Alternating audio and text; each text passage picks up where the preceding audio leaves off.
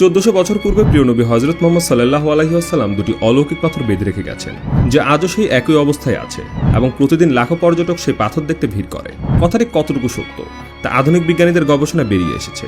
বিজ্ঞানের এই যুগে মানুষ বিজ্ঞানের সকল ব্যাখ্যাকে বিশ্বাস করে, তবে পাথর দুটি কিভাবে শূন্যে ঝুলে আছে তা নিয়ে অনেকের মনে প্রশ্ন জাগে। সেই প্রশ্নের উত্তর দিতেই আজকের এই ভিডিও। দুটি ঝুলন্ত অলৌকিক পাথর যা অনেকের কাছে 1400 বছর আগে হযরত মুহাম্মদ সাল্লাল্লাহু আলাইহি ওয়াসাল্লাম কর্তৃক বেঁধে রাখা হয়েছে বলে পরিচিত। এই পাথরগুলোর রহস্য নিয়ে বিভিন্ন মতভেদ রয়েছে। আধুনিক বিজ্ঞান যেমন পবিত্র কোরআনের অনেক নিগুড় সত্যের প্রমাণ দিয়েছে, তেমনই এই ঝুলন্ত পাথর নিয়ে গবেষণা করে একটি রহস্য উন্মোচন করেছে। সত্যি আল্লাহর অলৌকিক রহস্য মানুষ যতই দেখে ততই মুগ্ধ হয়। সুবহানাল্লাহ। মানব সৃষ্টি সেরা জীব। আল্লাহ মানুষকে সকল প্রকার বুদ্ধি দিয়ে পৃথিবীতে পাঠিয়েছেন। দর্শক, আজ আমরা এই অলৌকিক পাথরের আসল রহস্য জানব। বিজ্ঞানীরা তাদের তথ্য জনসমক্ষে প্রকাশ করেছে, যা শুনলে আপনারা অবাক হবেন। অনেকেই বলেন 1400 বছর আগে আমাদের প্রিয় নবী হযরত মুহাম্মদ সাল্লাল্লাহু আলাইহি ওয়াসাল্লাম এই পাথর দুটিকে কুদরতিভাবে বেঁধে রেখে গেছেন। সেই থেকে আজ পর্যন্ত পাথর দুটি শূন্যের মধ্যে ঝুলে আছে বলে অনেকেই দাবি করেন। বাংলাদেশের বিভিন্ন মানুষ এটিকে অলৌকিক পাথর হিসেবেই জানে।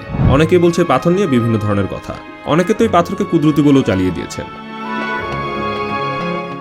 সৃষ্টিকর্তা মহাবিশ্বকে মাত্র 6 দিনে তৈরি করেছেন এবং তার নিজের অস্তিত্বের প্রমাণ হিসেবে অনেক নিদর্শন রেখেছেন। এই পৃথিবীতে এমন অনেক অলৌকিক ঘটনা ঘটে যা আমাদের তার পরিচয়, ক্ষমতা এবং বিশ্বাস সম্পর্কে জানতে সাহায্য করে। মানবজাতির মুক্তির জন্য তিনি অনেক নবী ও রাসূল পাঠিয়েছেন এবং তাদের অলৌকিক ক্ষমতা দিয়েছেন। এই পাথরটি সেরকমই কোনো ঐশ্বরিক ক্ষমতার উদাহরণ নয়, বরং শূন্যের উপর দাঁড়িয়ে থাকা একটি ভাস্কর্য। হ্যাঁ, আসলে এটি একটি ভাস্কর্য। এই ভাস্কর্যটি মিশরের কায়রো বিমানবন্দরের 3 নম্বর টার্মিনালে অবস্থিত। জনপ্রিয় ভাস্কর সাবান আব্বাস 2008 সালে এটি তৈরি করেন। অনেকদিন ধরে সামাজিক যোগাযোগ মাধ্যমে দাবি করা হচ্ছে যে পাথরটি 1400 বছর ধরে শূন্যে ভাসছে, কিন্তু এই তথ্যটি সম্পূর্ণ ভুল। আসলে ভাস্কর্যটি ফাইবার দিয়ে তৈরি এবং এর মধ্যে একটি বিশেষ কাঠামো আছে, যেন এটিকে শূন্যে ভেসে থাকার মতো দেখতে লাগে। এটি কোনো অলৌকিক ঘটনা নয়, বরং একজন শিল্পীর দক্ষতা ও আধুনিক প্রযুক্তির একটি চমৎকার উদাহরণ।